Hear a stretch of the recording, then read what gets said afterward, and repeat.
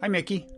Hey, Bob. Hey, what you got there on a fork, Mickey? That looks like something I'm not sure I'd want to eat. This is the last piece of chicken left in North America, Bob. Because Biden is going to ban meat eating? Because we elected Biden and now we have to wait in line for chicken. We have a chicken shortage. Next there'll be a potato shortage. It's like the Soviet Union around here.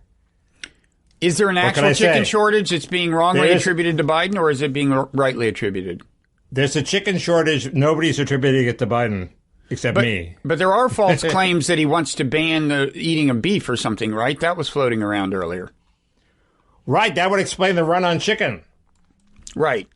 People are trying to get used to the chicken while they can. It would explain that if they weren't baseless claims that he's banning meat. But what did you think of? Yeah, I did not make the baseless claims about beef. I made the baseless claim about Kamala Harris's book being distributed in packs to all immigrants. Well, the night is young. You've got time to make any number of baseless claims. What did you think of Biden's 100 Days speech? Well, I thought I thought the tone and the delivery was fine. It's a pedestrian speech, but as you know, my great fear was that Biden would try the soaring rhetoric of Robert F. Kennedy and it would fall flat. Mm-hmm. And I think he's found a style that works for him. It's very unpretentious and doesn't claim to do more than doesn't try to do more than he can do. The reactions to the speech are what driving me crazy. Can I read from some of them? I've actually done some homework. By all means. John Harris of Politico says it was a breathtakingly large agenda. Well, wait. In terms of sheer money, we're talking, it's huge. It's huge. It's breathtaking. I can barely breathe. Stunningly sweeping spending. Peter Baker says he positioned himself as a transformational president, not just spending, Bob, a transformational president, a fundamental reorientation of the role of government not seen since the days of Lyndon B. Johnson's Great Society and Roosevelt's New Deal. Well, Mickey, we finally have a left-right convergence because everyone on the right is describing it as radical. They're both saying the same thing, right? This is huge. It's big. It's radical. It's transformative. Wrong. They're both wrong. It's Roosevelt did Social Security, the WPA, welfare, the National Labor Relations Board. Johnson did Medicare, and Obama did Obamacare. There's nothing in this that's as big as any of those. It is basically pissing away trillions of dollars on all the usual second-tier Democratic priorities, and it's not transformational. It's not going to be transformational if we have one more year of kindergarten. It would be transformational if we had Medicare for all. That would be transformational. It's not transformational. Okay. If I agree that it won't be transformational, will you calm down? Well, I'm willing to do almost anything. I'll say it is transformational. I'll say it isn't. Just tell me. Well, people like passion. What are you talking about? Yeah, I like some people's passion. What about Tucker Carlson? He's been acting really crazy. People seem to like that. Hey, I was going to bring that up. I will, since you have in the past spoken favorably of him as a presidential candidate. Sometimes he seems like he's on drugs. Aside from that, he'd be a great president. Well, he just seems that way. I don't think he actually is on drugs. I actually want to play that. I've got the rant. I've got his craziest rant to date, possibly. I'm just talking about when he reacted to J.D. Vance's completely anodyne and pleasant statement, with like some bizarre overreaction. But, I've got a totally different crazy Tucker rant. So anyway, good. Let's get back to. So wait a second. Back to Biden. Now look. Yeah. I was disappointed. I mean, first of all, when people on the right say this is radical, I'm thinking like, universal health care, if you wanted to call that, maybe I'd let you buy with that. But I think when you say radical from the right, you're supposed to mean socialist. And this isn't socialist. You don't even get universal health care. So I kind of agree with you. But that said, there's a lot of stuff that some of which, and it kind of adds up, right? And he's also pissing away all the money that we would use for universal health care. Keep that in mind. When we want Medicare for all, we want to expand Medicare, the money may not be there because Biden has pissed it away on, pre-K for everybody or something. Okay, but wait a second. Well, let's talk about the. Well, no, I want to get back to pre-K for everybody. So I think there's some good stuff, but on healthcare.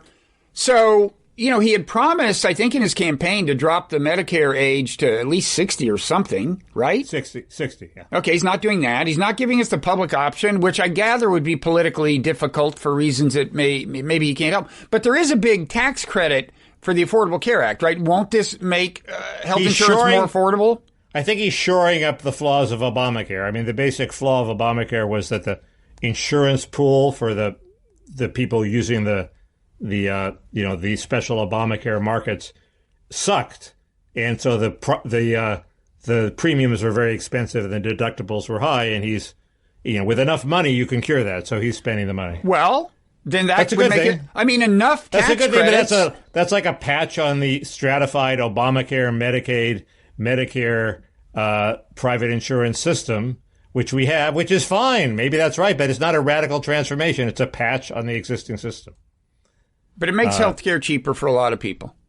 There's not that many people in the market exchanges. There may be more now that it's more attractive. Yeah, it's possible. I have a gratuitous automotive analogy. Oh, I'm always in favor of those.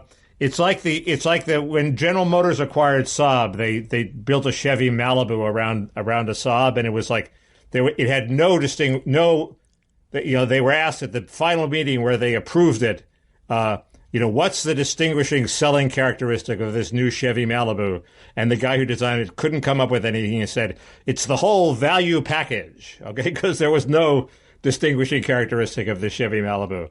And that's like the Biden budget. There's no one thing you can point to as that Biden did this, okay? It's just it's a wish list. That's like, is that always what you want? I mean, it is possible that it's a lot of little things it's what I want for $6 trillion. First of all, well, there's a lot of stuff. First of all, are you in favor of making community college free? I am. I think that's good. I think it's important. It's fine. It's fine. Okay. The community college lobby is always strong. I don't think it's going to transform America. But it isn't just that. It's like, that's something that I would think some deplorables will like and might be good for them. Community colleges are very vocational ed oriented. Okay, that's good. That's not $6 trillion. That's okay, but I mean billion. Okay, so let's get back to the pre-K or the preschool care. Now this brings us back to J.D. Vance. He tweeted, quote, universal child care is a massive subsidy to the lifestyle preferences of the affluent over the preferences of the middle and working class. I take that to mean, let's get back to an America where moms stay at home and take care. I don't know, but it isn't. It sounds fine as a conservative talking point, but in the real world, aren't there a lot of Trump voters who actually have both parents working and would welcome this? It's possible. The J.D. Vance thing is a particular problem for me because. And the likes of me, because the one really radical thing in the Biden plan that there are a couple of things, but there's the PRO Act for unions, which probably isn't going to make it. But this child tax credit that's refundable that I claim would recreate welfare by sending $7,000 a year to families that do no work at all, okay, including single parent families do no work at all. That's the same tax credit that J.D. Vance is championing. Now, most of it goes to families that do work, but the Democrats have tacked on this change that sent it to families who don't work. And so my great fear is that J.D. Vance will endorse the recreation of welfare. So far, he hasn't done it. So far, he's just stuck with. He says he prefer. Matt Iglesias actually asked him this question on Twitter. For some reason, Matt Iglesias gets results. I think I know why. He has 500,000 Twitter followers. His productivity has been slacking off, Bob. Has it? In his newsletter? We should reprimand him. A little bit, yeah. Sure. Anyway, and Vance said, the details matter. I have an open mind. That's troubling. But I prefer the Hawley plan, and the Hawley plan not only would not give it to non-working families, but also gives it per parent. So I think it even discriminates in favor of married parents. So married parents get twice as much as single parents. So the Hawley plan is a relatively conservative version, but which way J.D. Vance will jump on this, I think, is one of the important questions of the moment. Well, I would think. Now, my take was that it was not very identity politics friendly. Didn't you think he kind of minimized that? I mean, as long as we're talking about community college, there is also the aid for students at colleges that historically serve non-white communities. I personally would rather they write that up. The policy be like aid for colleges with low-income constituencies, winds up helping 80% of the colleges in the category that they have defined. Is that true? And also, I would guess. I mean, this is total bullshit, of course. I mean, as usual. Some of the historically black colleges have non-black enrollments now. Well, this is. I don't think this is historically black colleges per se. It says aid for students at colleges that historically serve non-white communities. Yeah, okay. And I mean, look, if some of those are affluent, then they don't desperately need help anyway. I would, I'd rather. But this is a. Every president has been for this, and you should grandfather the Sid Bob. I wouldn't make that the big example. No, of and in general, I thought that the speech almost reflected that they've taken stock of the identity politics blowback. I mean, the blowback against identity politics. I mean, I think there was only one reference to systemic racism. There was a gratuitous reference to white supremacy. I don't think there was any reference to systemic racism. There was one, but it was prefaced immediately by this.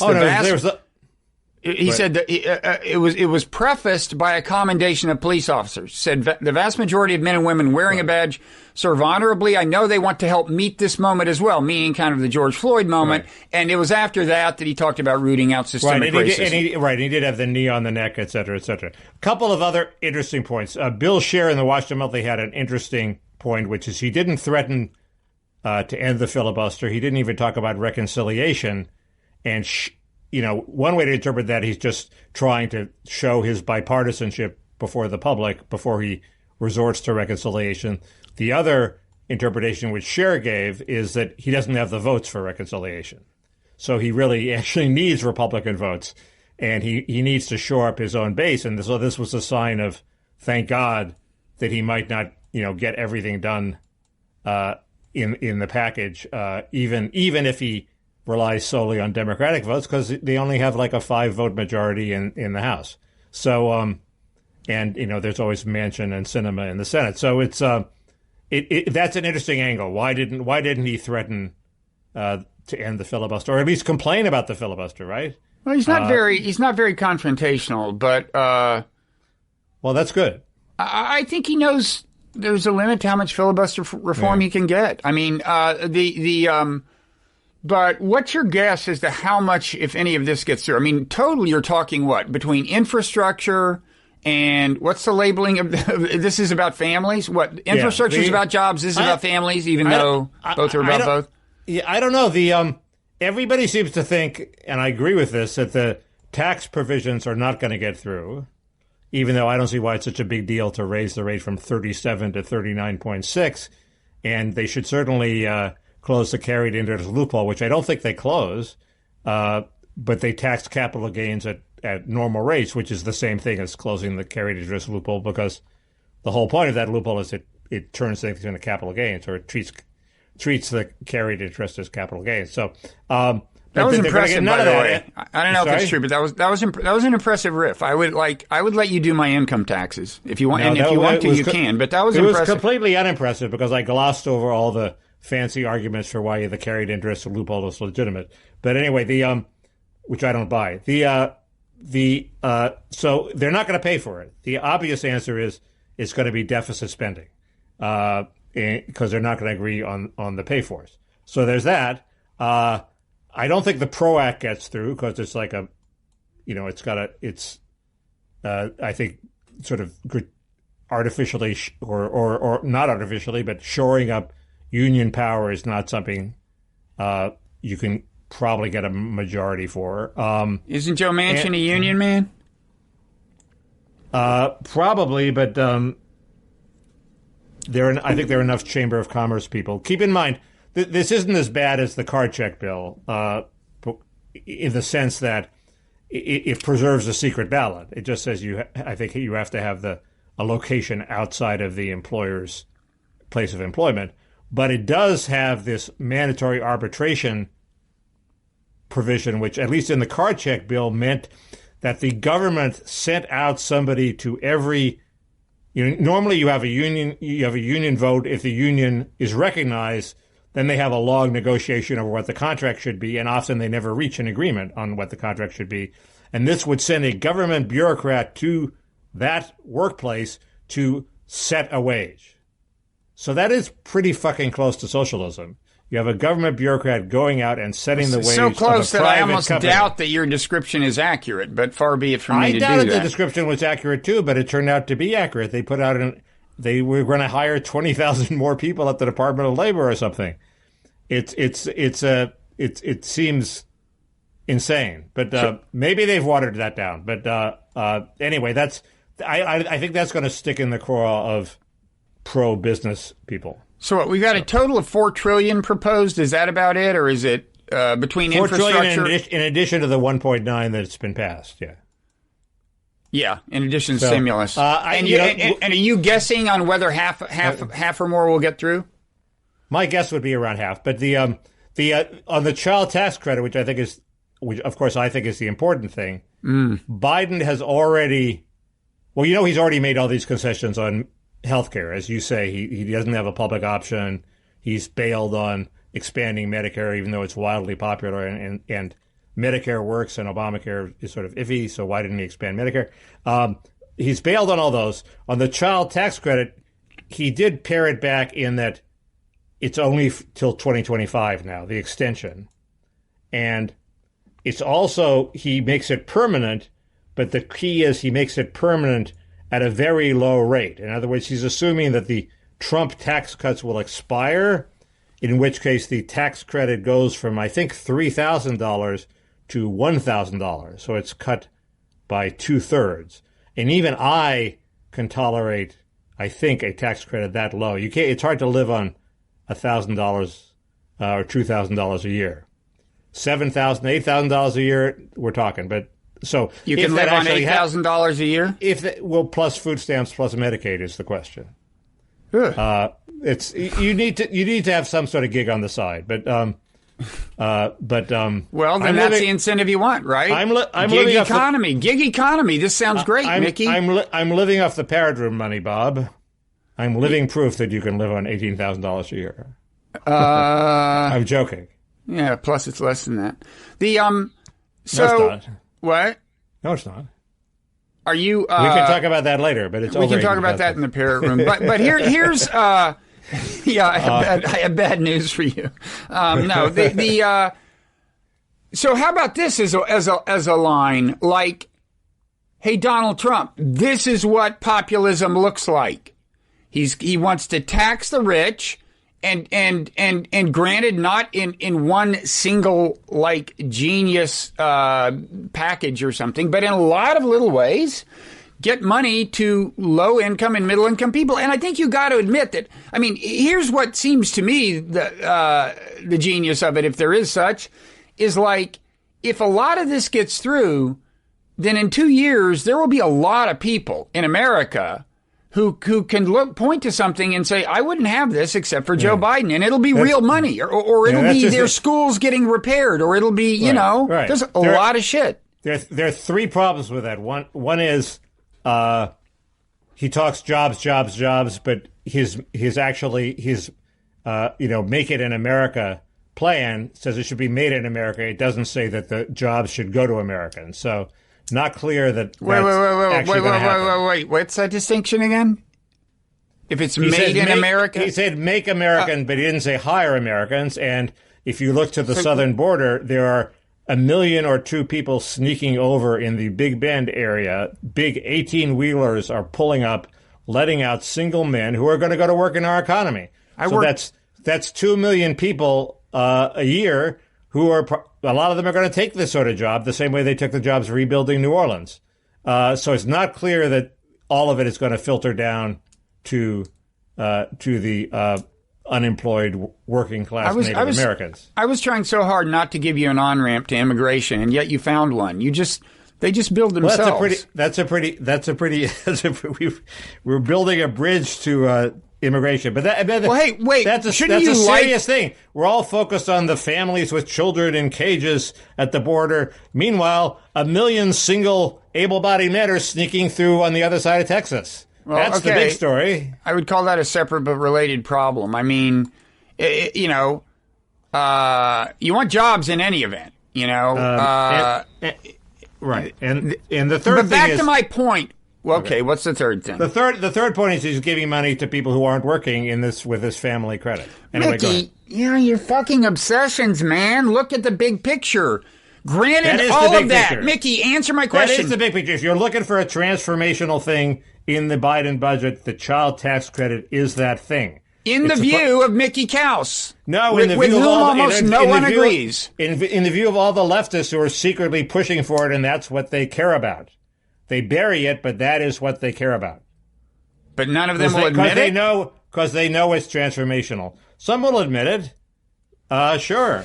I think Iglesias would admit it. What percentage of the $4 trillion is that?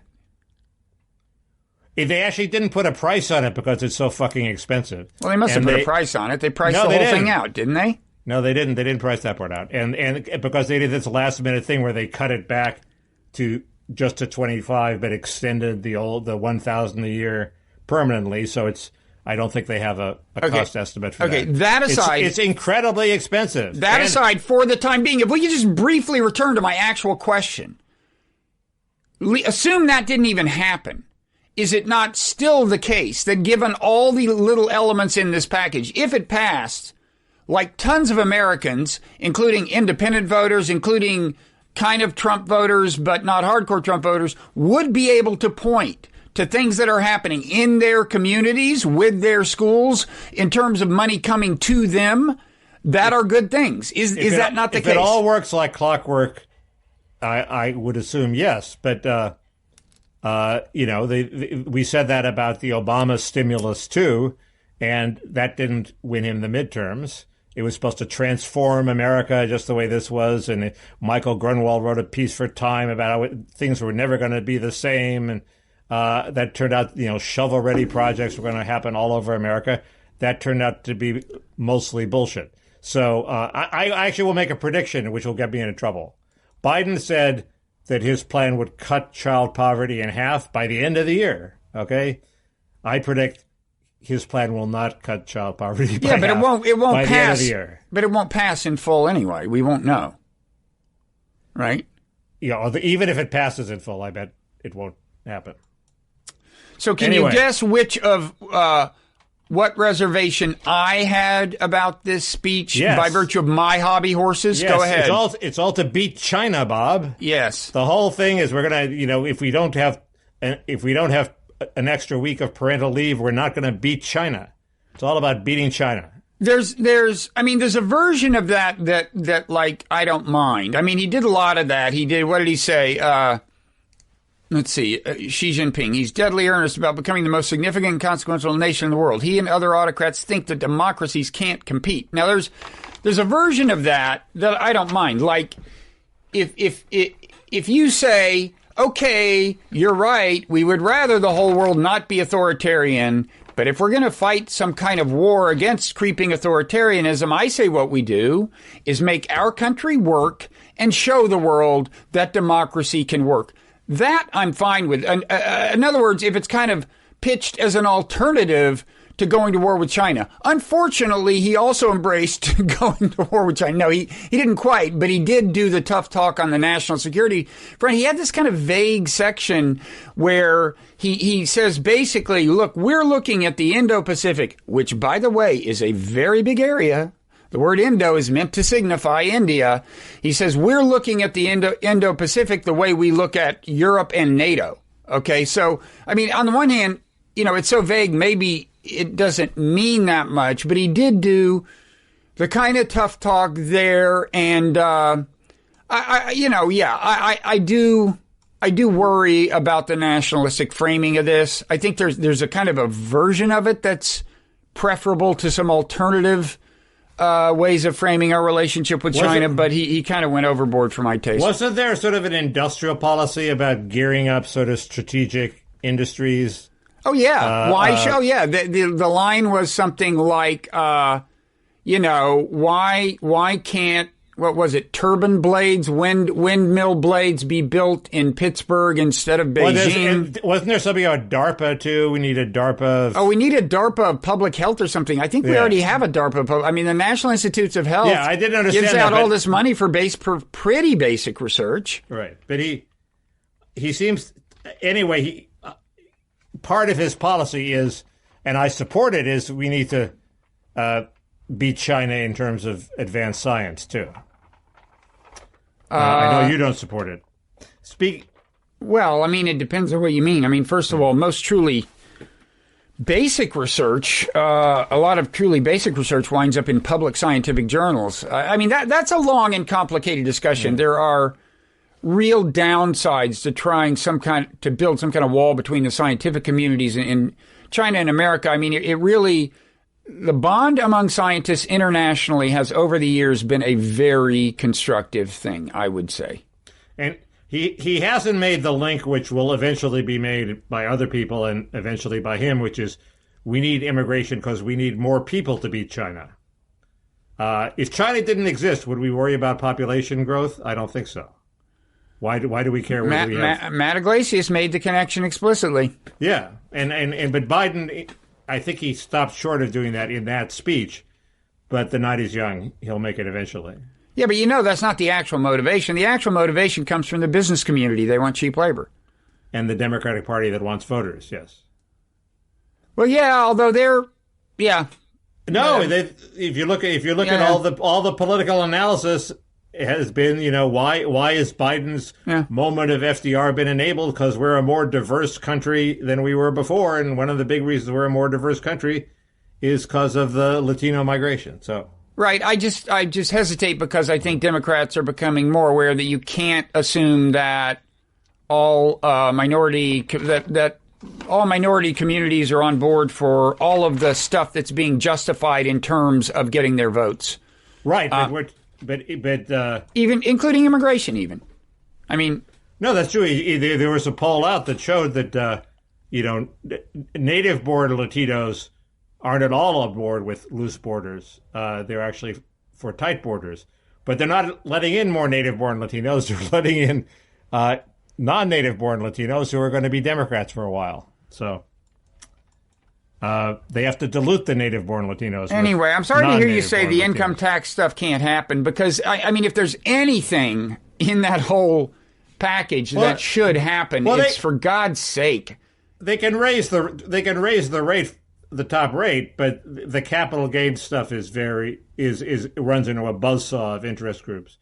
It should pass, but. I'm for it. So you think they may raise the rate for people over $400,000? That's not asking much. That's a lot of money. I can live off of that. That's more than Parrot Room money. And it's like you're not taxing the first 400,000 at this rate, right? They still get the 400,000. Yeah, I think so. Yes. It's just Jesus.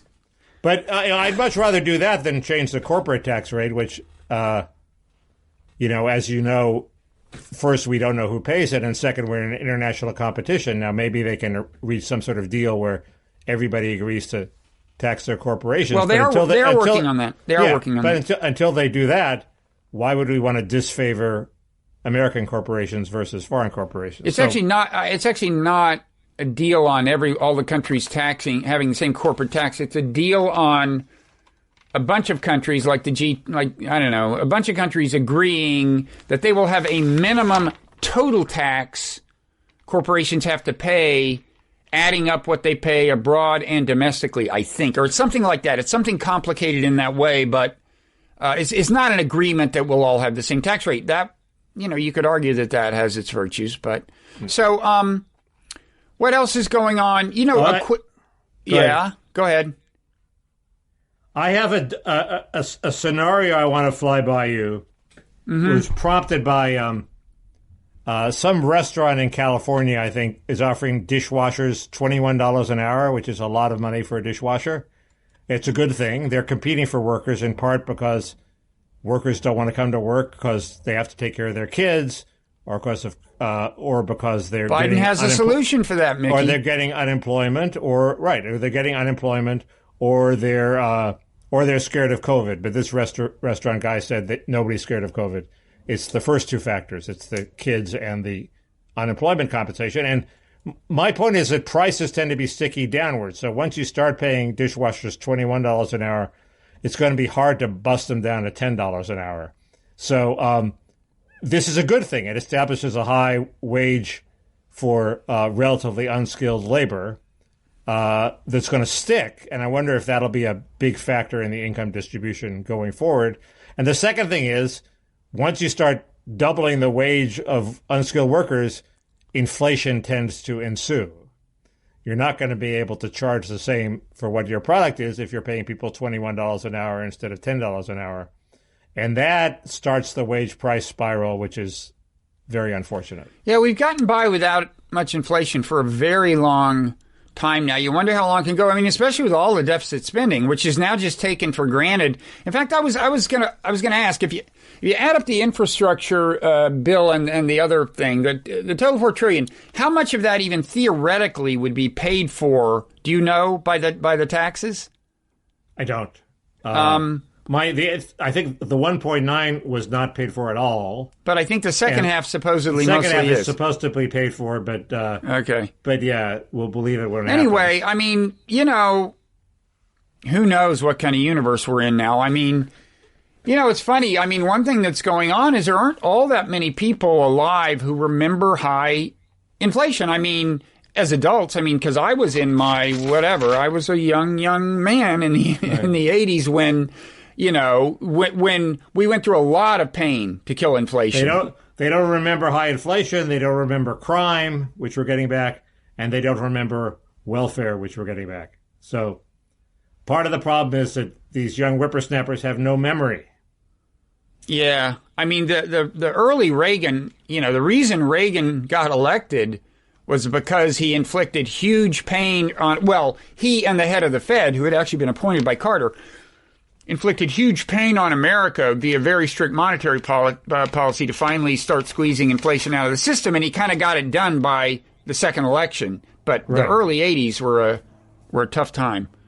Right. So we have that the government made a huge mistake pausing the J&J vaccine.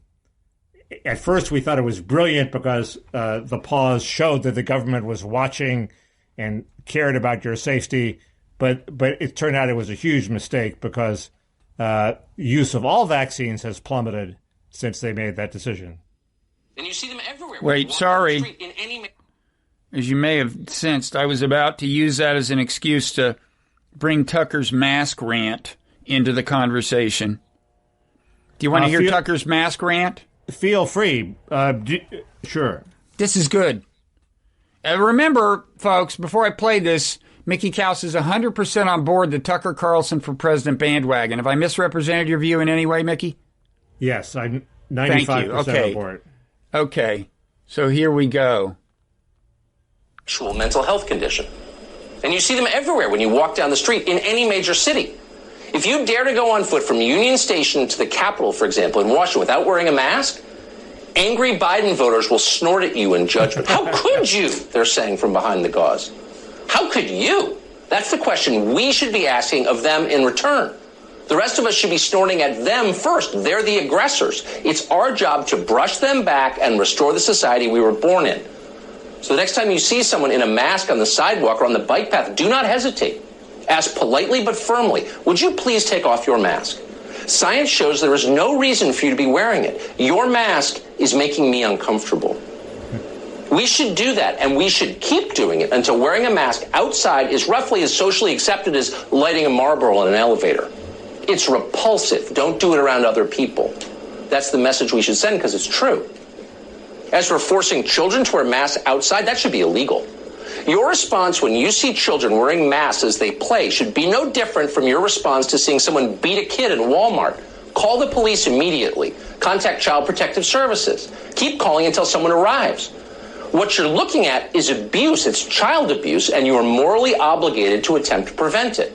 If it's your own children being abused, then act accordingly. Let's say your kid's school. So should that man be president, Mickey? Well, he was having more fun and trolling more than I realized. I mean, there's this thing about how that makes me feel uncomfortable is parodying, of course, campus wokeness. It was more of a joke than I'd realized. His audience is not taking that as a joke, I assure you. I was watching his face as I was playing that. That was video. His audience is not taking that as a joke. It is flat out irresponsible for somebody with that amount of influence to instruct people. And granted, it's only the craziest 5% of his audience that will act on it, max, but the average craziness level of his audience is pretty high. So, anyway, if they act on it, they will actually be going out and saying to people, will you please take your mask off, as if that is as legitimate a request as say someone asking someone in a supermarket where they're supposed to have a mask on to put it on, because that actually can be a threat to you, right? You understand the asymmetry here. Correct. Someone wearing a mask cannot threaten your health. Correct. So this is like, I mean, I've listened to a fair amount of Tucker. He's getting loonier. In fact, when I said, did you hear the loony thing Tucker said this week? You said, yeah, wow. And you weren't even thinking about that. What were you thinking about? I thought the thing with J.D. Vance was a little loonier than that. Well, then he laughs, he cackles inappropriately, which is always a sign of what the hell is going on. He also did that with the cop, as I was describing last week. I described it as a giggle. That's wrong. It was a cackle, and it was, I would advise my viewers, if you see someone cackling like that, dial 911. Ask them to please not cackle like that in your presence. The bizarre thing is, he overreacts like this as if he was on some kind of Sudafed or something. And did you take your Sudafed, Mickey? I took it. Yeah, that explains getting working immigration in spite of my best efforts. That explains me getting worked up, but despite my usual Biden-like demeanor. But he maintains rationality throughout all his rants, which is bizarre. That's rational? That was rational, what he just said? Well, he said he's reading from a script. He said what he wanted to say. But he was reading from a script that had irrational shit in it, and he read that. That's not rational. That's irrational. In terms of behavior while seemingly on uppers, it means he wasn't fucking up. So as people who are on uppers go, he's not that bad. Well, he may not be on uppers at all. He may be like Andrew Breitbart. He was naturally on uppers.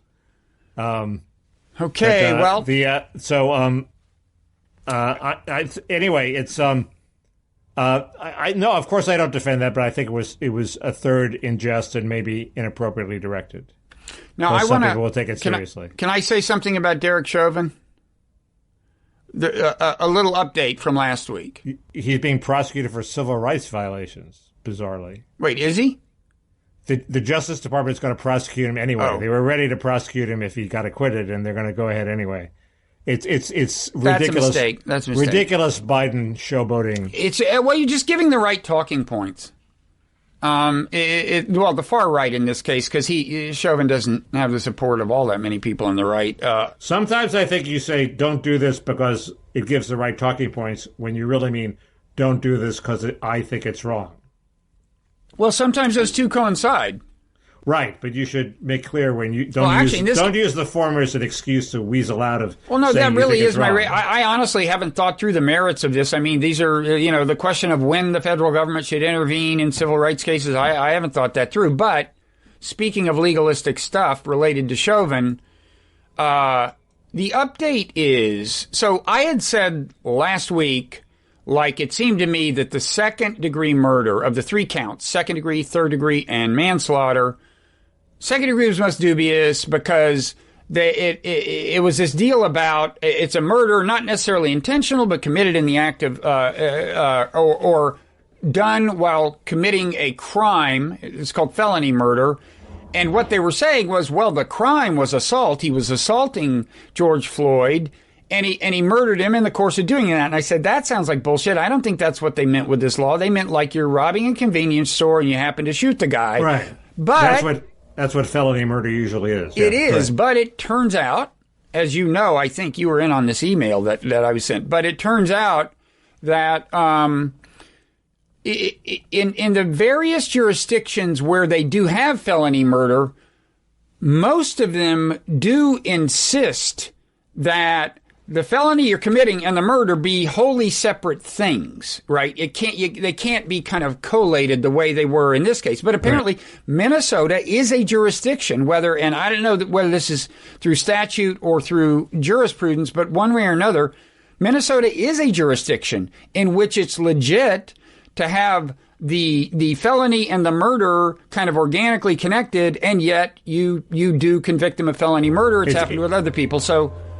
I think they may be the only jurisdiction to do yeah, I believe so. But that explains why Andy McCarthy in his podcast, which I have to say isn't bad. I mean, he has in the past struck me as sometimes as such an Islamophobic nut, but his podcast about the election stuff and about Chauvin has been kind of useful. He said he thinks the most dubious is actually the third degree murder, which is odd because that's the one. I mean, that also doesn't require intentionality, but it has the phrase depraved indifference. Now, there's some people who would say you can point to that picture of Chauvin with his hand in his pocket and his knee on the neck and say that is a picture of depraved indifference, right? It turns out, I think his hand wasn't in his pocket. He was just wearing gloves, so it looked like it was in his pocket. Really?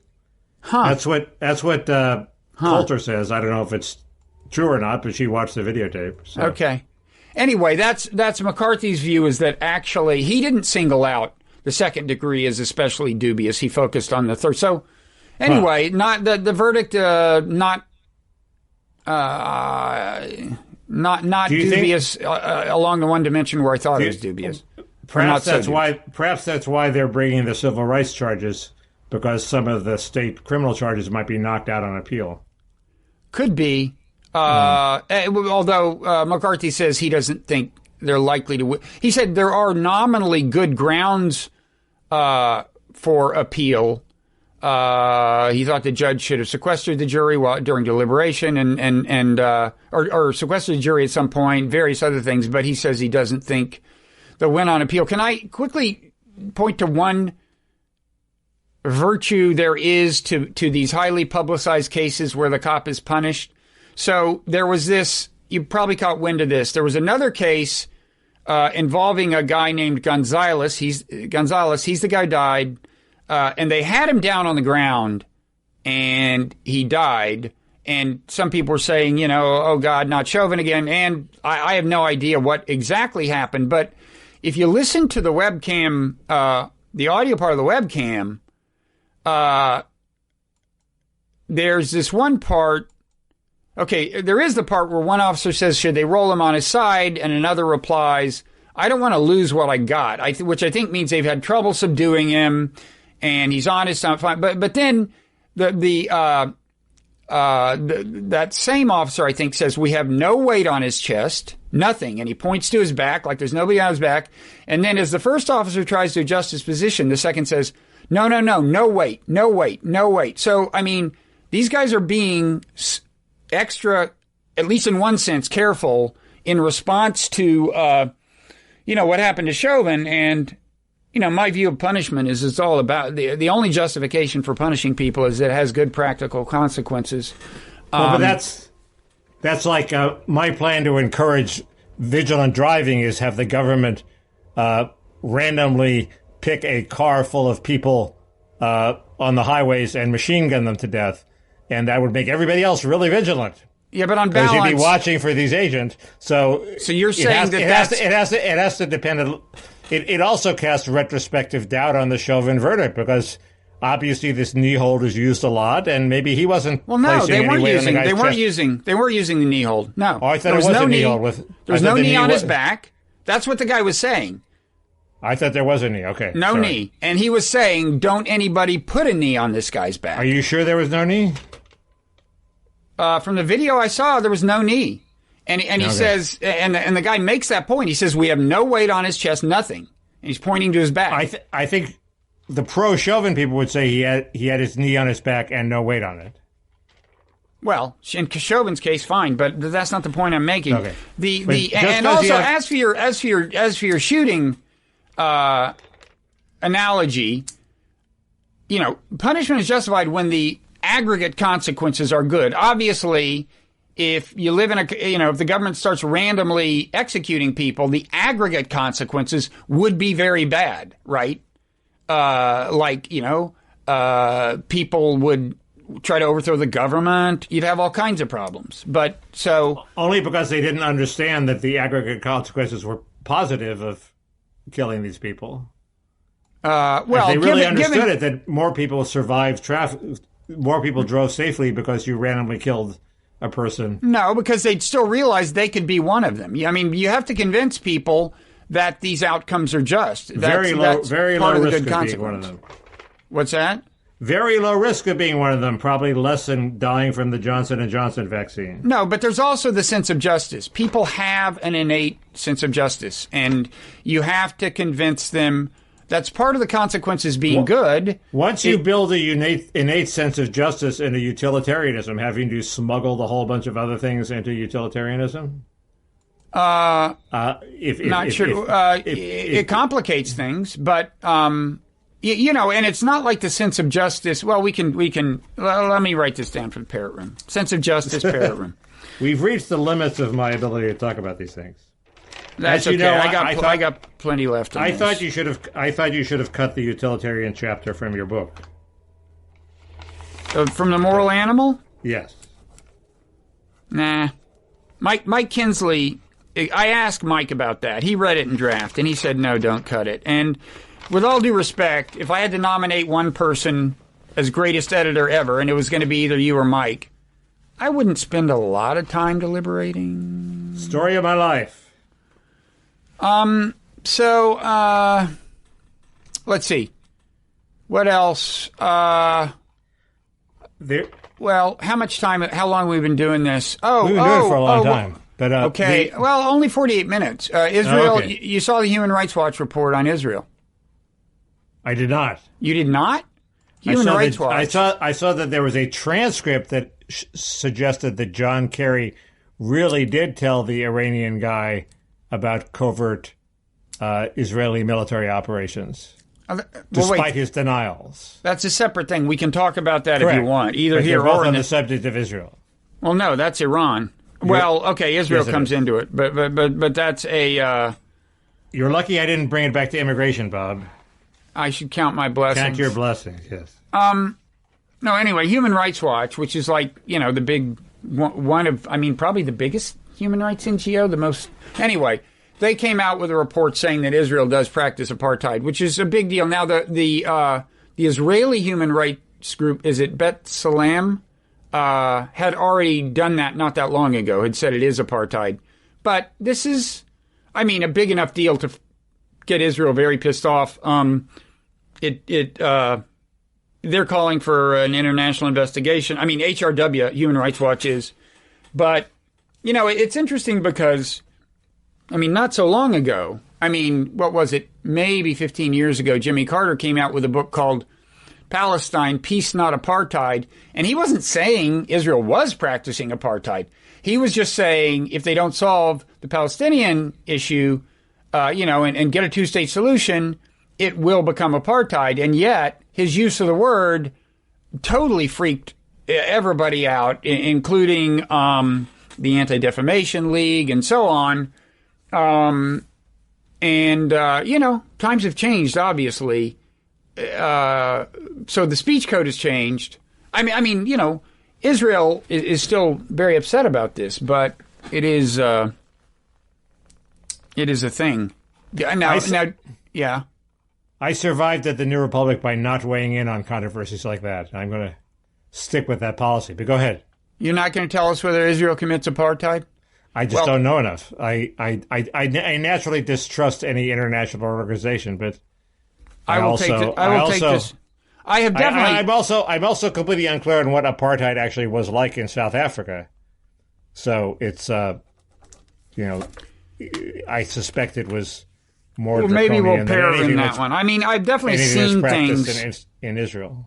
I've been in the West Bank and seen things where, in fact, in Hebron I was with a former Israeli soldier who was part of the group breaking the silence. So this is left-wing soldiers who are against the occupation, left-wing former soldiers, and I said, this looks kind of like apartheid, and he was very thoughtful. He said, well, he just gave a very academic answer. He said, well, the counter argument would be apartheid had this, this, and this, and this is this. What was it that looked like apartheid?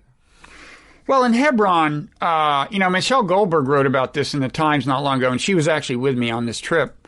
And this was like 10, 12 years ago. I think I mentioned this to you before, but in Hebron, you got the tomb of Abraham and maybe other patriarchs. And then, and then some distance from that, you've got the Palestinian town of Hebron. Okay. Right. So you've got like a Jewish settlement in the area, and then you've got the road up to Hebron, the Palestinian part of Hebron. And of course, Palestinians want to get to the tomb of Abraham. It's sacred for them too, and Jews want to get to it. This, by the way, is the place where Baruch Goldstein, the settler, machine gunned all these Palestinians, right. And his tomb is there. And at least when I was there 10 years ago, the local settlers would put flowers on his tomb. There were always fresh flowers on his tomb to commemorate his greatness. But there's a road from the tomb up to Hebron, and Palestinians aren't allowed to walk on it. And if you say, well, how do the Palestinians get back to where they live from the tomb? They point up the hill, and there's what looks like this kind of rocky path or something, or some sidewalk. So, and this is what I meant. I said to the guy, that's kind of weird. And, but the HRW thing, the strange thing about, if I remember right, Hebron is especially charged from the time of the Bible. Well, it's got the tomb of Abraham. But didn't somebody order a massacre at Hebron? I mean, Hebron is just the worst. Well, I think there was an earlier, what can I say? Jews in the area were subjected to something many, many decades, maybe part of the 20th century or something. I mean, anyway, they have their side of the story about something that happened to them at Hebron. I know. That's the extent of my biblical knowledge, and it comes entirely from reading the back of the book column at the New Republic. I'm pretty sure that there was something where Jews can plausibly claim to have been the victims that happened there some distance in the past, but I don't know the details. But what's strange about the Human Rights Watch report is they're also saying that this applies to Palestinians in Israel, the citizens of Israel. And I haven't read the report enough to know exactly how they justify that. I mean, there certainly are things there that I think are more clearly systemic than the things that we call systemic racism here. They're actually institutionalized things that Palestinians don't have access to or something. Right. But I was a little surprised that they went so far as to call that apartheid. Anyway, this is a not trivial development. I agree. Now, do you want to talk about the part you want to talk about, or you want to save that for the Parrot Room? The Iran, the Kerry and John Kerry and... No, we can save that. I don't particularly care that much about that. I think we should talk about Walter Russell Mead's article. Oh, I didn't read that. You sent it to me. Oh, it's a directly on point. It says that the Biden's foreign policy is doctrine. The Biden doctrine is that you shouldn't let competition with China get in the way of global cooperation to solve problems.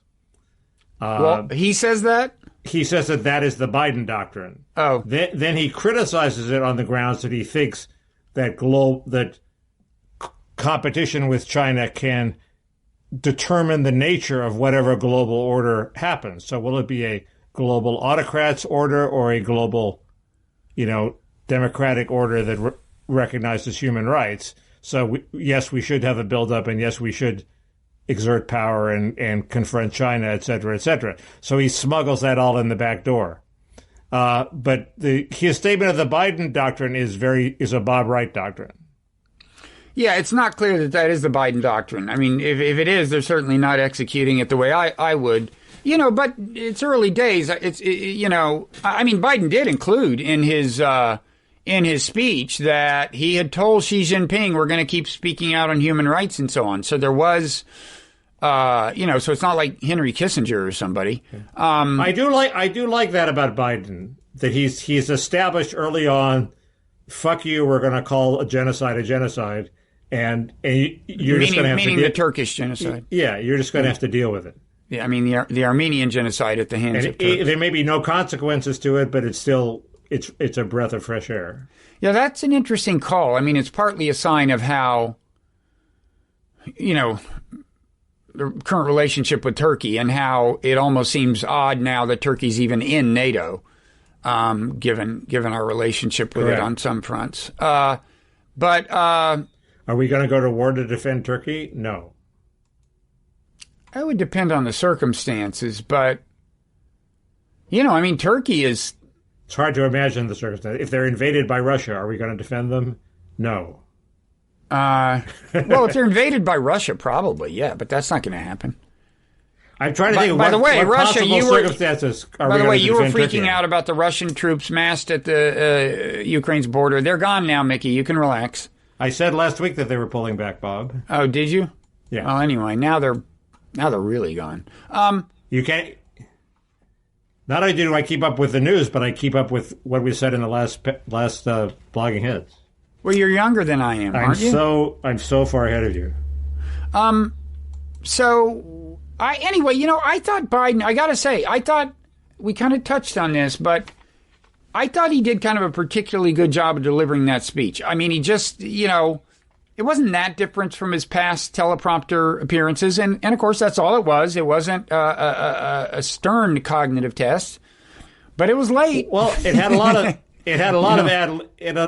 of ad libs, which is some form of cognitive test. I guess they weren't always great. Well, which ones do you remember? But he seemed to understand what he was saying and why he was saying it. Exactly. And he seemed relaxed enough to do that. The line about how, which he imported from his campaign is, I have my differences with my friends on the left. I think you should be able to be a billionaire, just pay your fair share. That was apparently an ad lib. Uh-huh.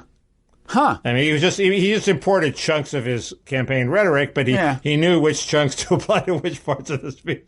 Right. So he whatever magic drug he takes, we want it, or just a good night's sleep, it worked. And I tend to, the parts where he starts whispering, which he does a lot, can be effective. I don't think they were effective in that context because I couldn't hear what the hell he was saying. It was the delivery was fine, and he's all there. And he just, okay, granted, 40% of America goes into it just hating him because he's a Democrat or something. But I really think if you just happen upon him and have no particular agenda, he's just kind of a likable guy. He comes across as, ordinary, unpretentious. He doesn't do this thing that Clinton used to do, and Obama sometimes did, of kind of going into oratorical mode, like this is for history. He's plain spoken. Right. And he always used to do that. So did he? Age has done him a favor. Yeah, he got into trouble for plagiarizing soaring rhetoric from Bobby Kennedy. Well, but that doesn't mean he delivered it well. It means he wanted soaring rhetoric. He told the staff, "Get me some soaring rhetoric." Even the Meachamism at the end of the speech was very subdued, and involved mainly stealing the title of Charlie Peters's book, "We Do Our Part," in sort of completely inappropriately sticking it in at the end, which was fine, but there wasn't much of a peroration. So, what are we going to talk about? He does have a tendency to lie with complete lack of inhibition. You know, I hate it when we have a president who does that, Mickey, and it's so sad that we have one of those now. Well, you were saying how likable he is, and he's likable until he lies. He lies about 1% as much as Trump. 10%, if you count the significance of whatever the lies are. The highest I'm going is 2. It's my last offer. So some of the lies are about immigration, so they're about important issues. So, you know, we have an action-packed Parrot Room prepared. Actually, we don't have it prepared. We don't have this prepared. You know, I don't think we get enough credit, Mickey, for the fact that when we do our podcast, we never communicate in advance about what we're going to talk about. That's good. I hate it when they do that. I hate it when they do that. Killer of spontaneity. It does sometimes lead to entertaining podcasts. The pre-interview. I hate the pre-interview. You're watching the pre-interview, folks. Hope you liked it. What people don't understand, if you're ever asked to be on a radio show and they have not even the pre-interview, if they call you up and say, Bob, we're interested in, having you on the show, that is your audition. That is your signal. You are the SEAL, time to perform. So you have to go into your rap and show them what your rap would be like. Don't just say, sure, I'd like to be on the show, because then you won't get on the show. Mickey, they don't even use the telephone to do these things anymore, do they? It's all email. You should send them an audio file. You should email them back an audio file. If they don't do it by phone, animated. That's interesting, because I would think the audio was the key to this audition process. Huh. I don't know. Of course, but the other thing, is now...